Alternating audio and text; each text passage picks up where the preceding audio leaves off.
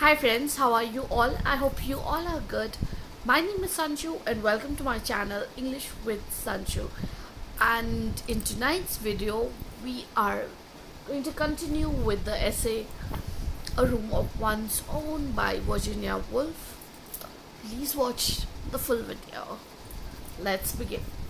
At the thought of all those women working year after year and finding it hard to get £2,000 together, and as much as they could do to get £1,000 to get £30,000, we burst out in scorn at the reprehensible poverty of our sex. What had our mothers been doing then that they had no wealth to leave us? Powdering their noses, looking in at shop windows, flaunting in the sun at Monte Carlo. There were some photographs on the mantelpiece. Mary's mother, if that was her picture, may have been a vessel in her spare time. She had 13 children by a minister of the church, but so her gay and dissipated life had left too few traces of its pleasures on her face.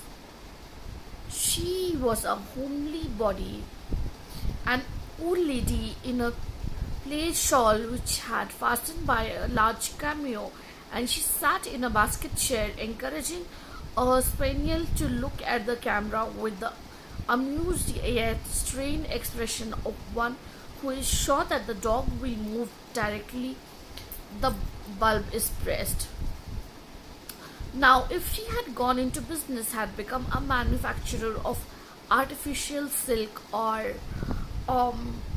magnate on the stock exchange, if she had left 2 or 3 hundred thousand pounds to Fernham, we could have been sitting at our ease tonight, and subject of our talk might have been archaeology, botany, anthropology, physics,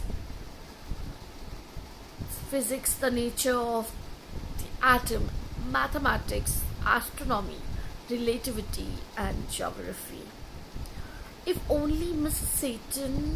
Seton and her mother before her had learned the great art of making money and had left their money, like their fathers and their grandfathers before them, to follow fellowships and lectureships and prizes and scholarships appropriated to the use of their own sex, we might have dined very tolerably up here alone off a bird and a bottle of wine.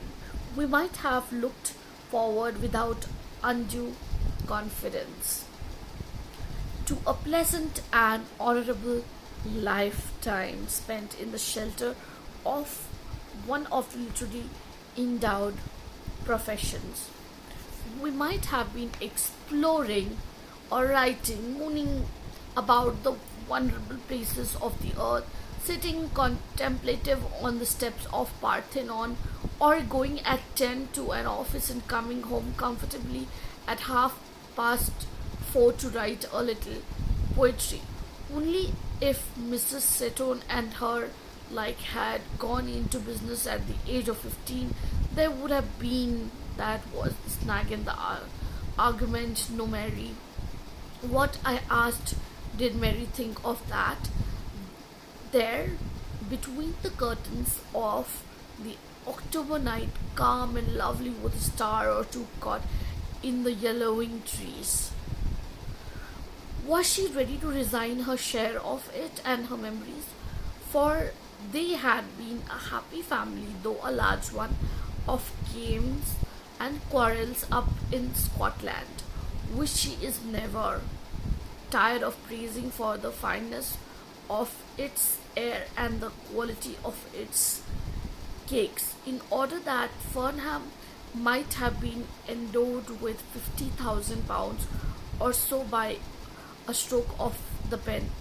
For to endow a college would necessitate the suppression of families altogether. Making a fortune and bearing 13 children No human being could stand it. Consider the facts we said. First, there are 9 months before the baby is born. Then then the baby is born. Then there are 3 or 4 months spent in feeding the baby. After the baby is fed, there are certainly 5 years spent in playing with the baby. You cannot, it seems, let children run about the streets. People who have seen them running wild in Russia say that the sight is not a pleasant one. People say too that human nature takes its shape in the years between 1 and 5. If Mrs. Seton, I said, had been making money, what sort of memories would you have had of games and quarrels? What would you have known of Scotland and its fine air and cakes and all the rest of it? But it is useless to ask these questions because you would never have come into existence at all.